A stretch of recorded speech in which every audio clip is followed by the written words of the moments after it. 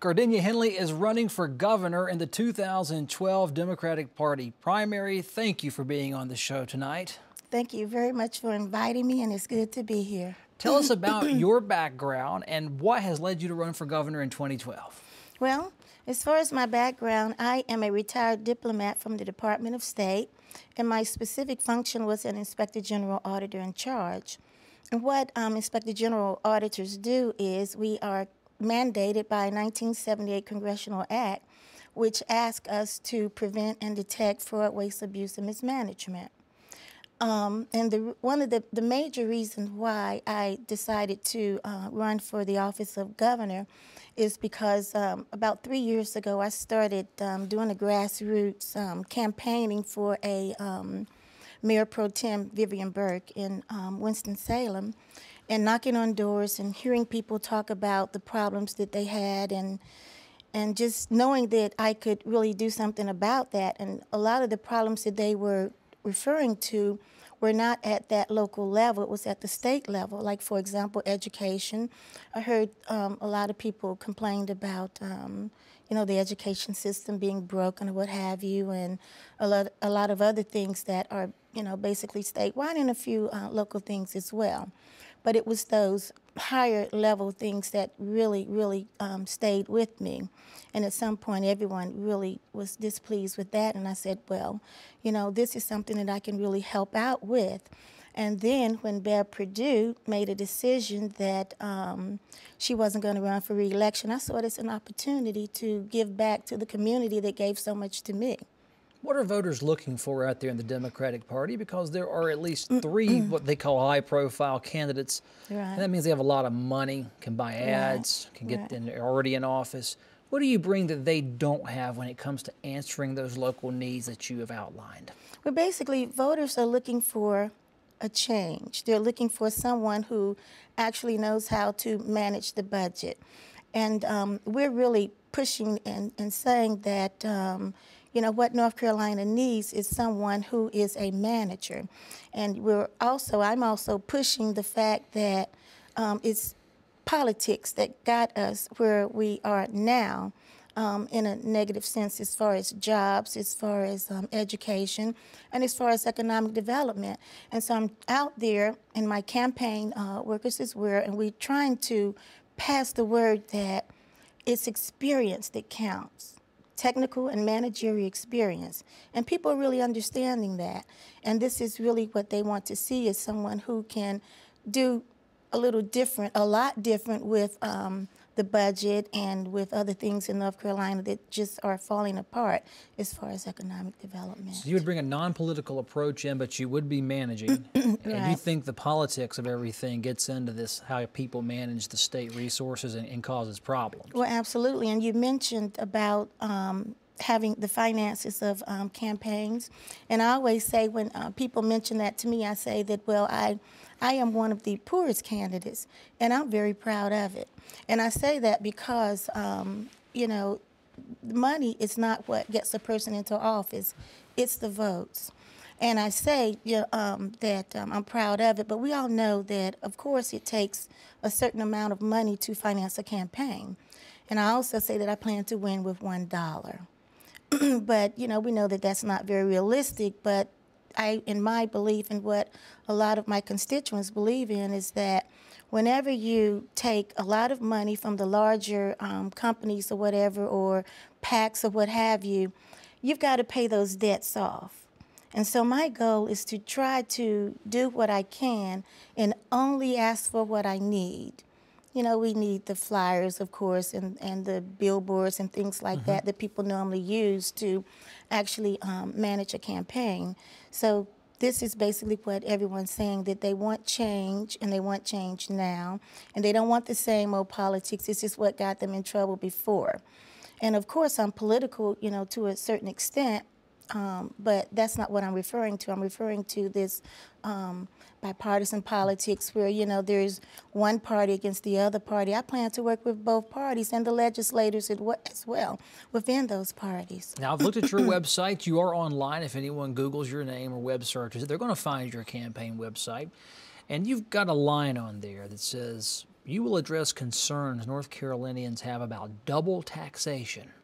What do you mean by that?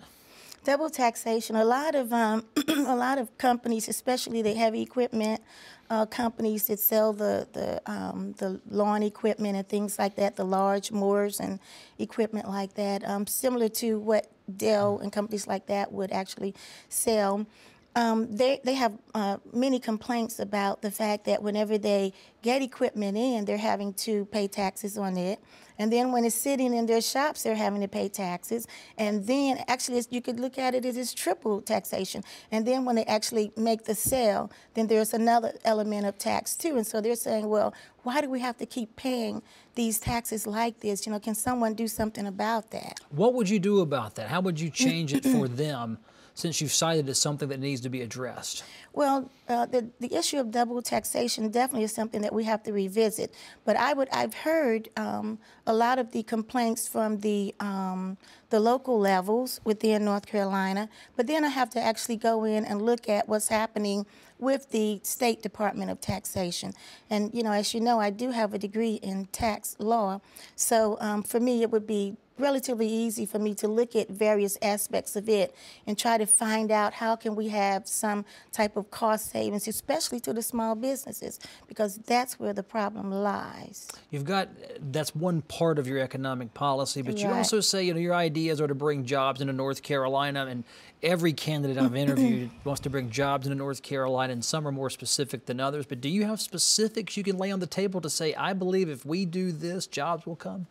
Yes, well, here's my goal as far as bringing jobs into North Carolina. The first thing I like to say is that we need to take a serious look at incentives for big businesses, because, and here is the little, the scenario that I'm going to give you. Whenever we give these larger companies incentives to come into North Carolina, basically what's happening is that it's coming from our tax dollars, and we all know that. And so these smaller businesses, what they're doing is actually financing competition, their own competition, so to speak, because they're paying tax dollars like we all do. And I call it the double-edged sword. So what my plan is before we bring large big businesses into North Carolina, I plan to make sure that there's a contract. In whatever county it is, then there will have to be a contract where this large business is going to say that in writing that we're going to put a very serious dent in North Carolina's unemployment rate. And if they can't do that, then they're not going to come. Is that different than what's on the books right now? Because you hear about certain deals that are tied, the incentives are tied to the number of jobs you create over a certain period of time. It's a bit different in the sense that the contract's not going to be large enough to ride an elephant through it, that scope of work. And it's the scope of work that actually sets out the details of what the plans are on both what the expectations are on the government side and what the plan is for the larger business. So, and it's different in the sense that we will give out money in tranches. That's the plan. That's the best way to do it. And I'm also a contract expert as well, so I have to throw that out. And so instead of just giving that money out in a lump sum or in half and half, something similar to that, then we have a what they call a progress as you go payment, where when they meet the, say for example, the company says we're going to bring in 400 workers. Then after they bring in 100, they get more of their tax incentive, and then 200 so on. Different candidates have different ideas of what constitutes a small business. I've heard numbers through all these interviews of differing sizes. That's a small business, but that isn't. What is a small business to you? How many people work at a small business before it becomes a large business? Well, I think that a small business can be anywhere between 2 people or 1 employee, actually, up to 35. You know, it really depends upon the amount of money that this business is generating, taking in, actually. You look at the value of the company as opposed to the people. The value of the company, the amount of money that this company is actually taking in, is generating. In my mind, that's what equates a small business and a medium-sized business, or actually a large business. To tie a ribbon on economic incentives, do you see them generally as a tool we have to use to get jobs in North Carolina, or we being North Carolinians and their representatives, are they acceptable, good thing in the grand scheme with the proper controls? Are they somewhat neutral, have good and bad points, or are they generally bad for the economy and they shouldn't be around anyway? You told me they were competitive with small business, but yet you said we'll let you have them and we'll just heavily regulate. So you're for them?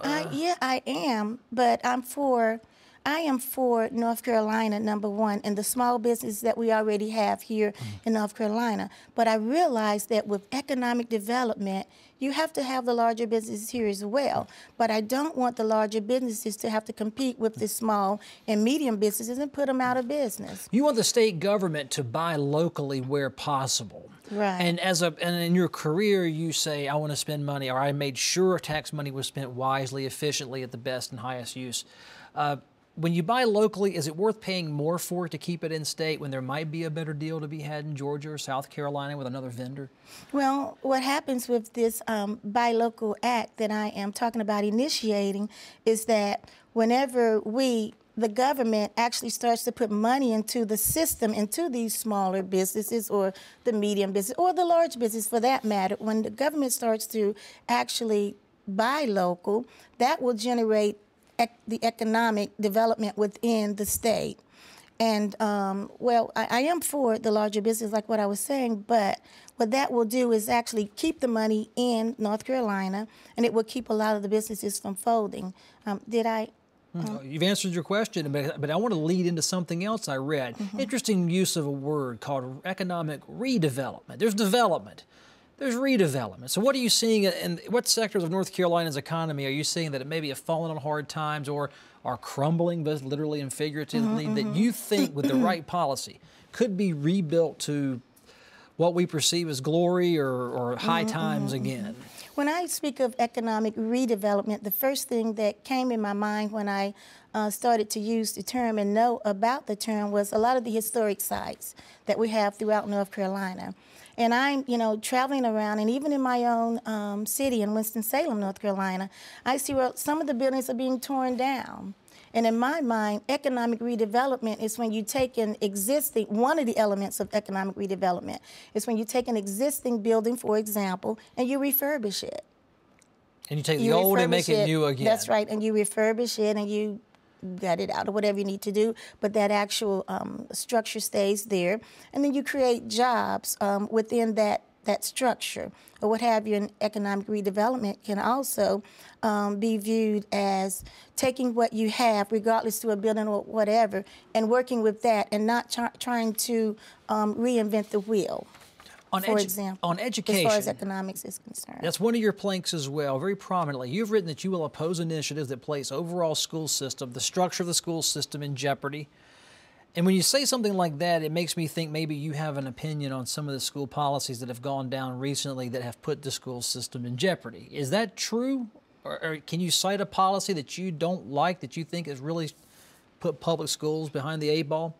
I do have an opinion, but what I'm basing that comment on is what my constituents and what the people out within North Carolina are telling me. What have you been told? So, well, what I'm hearing and what I have heard it over and over again is the fact that as far as the school system, a lot of the teachers are financing their own supplies for the students.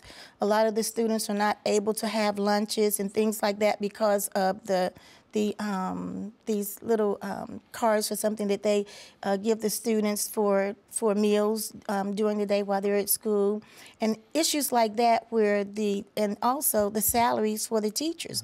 I've run into a lot of teachers who said, well, Ms. Henley, I had to come out of the field because, number one, we weren't getting paid enough, and I was very qualified. I was more qualified than most, or what have you, and I just couldn't get the salary that I needed. And also there's the issue of the retirement, of the retirement programs being cut and not properly funded. There's lots of issues about, and then a lot of people, and I must mention the education lottery. Now, I think that a lot of people don't really realize that the education lottery was put into play to actually finance the structure of schools, to actually build schools. And so I think that the state could do a better job of actually letting people know, well, the education lottery was never developed to actually finance salaries or what have you, the way that most people think. But it could, and I think that the education lottery is definitely something that needs to be revisited. And one of the first things I plan to do, if elected, is to audit the education lottery. And I think I would be remiss if I didn't mention that today. Would you trust the state auditor to do that job on your behalf as the state's auditor, or would you do that as Governor Henley, a former auditor? I would absolutely trust the state's auditor to do that. But what I bring to the table as a former auditor is to be able to speak the language of the Auditor General and to be able to speak the language of the staff that work in those various departments, and to be able to ask the questions that need to be asked to get from bad economic development when it comes to education to a system that actually works and makes sure that our kids in schools are getting the proper supplies and education that they need. And also as far as the teachers as well, and I think that the teachers are the main start of where we need to focus in on. 13 candidates or so are running for office. You're the only one I've seen in writing discuss making anti-gang initiatives part of your role as governor of North Carolina. What can a governor do about gangs? Well, a governor can do a lot about, we all can do a lot about gangs. We can police our own areas, for example, but I'm glad that you noticed that. And that's a major problem in all of the cities that I have visited is not just gang violence, but violence within the neighborhoods. And I tell you that it would be on the other candidates' list if they had been out the way I have been, and I put a face to those families who had lost people who they love, family members and loved ones to violence and drugs and gangs in the neighborhood. We need to do something about that. You see it all the time on TV. This is Gardenia Henley. She's running in the Democratic primary for governor in North Carolina. We appreciate you so much coming by, visiting us in the studio, and giving us this interview. Thank you very much for inviting me.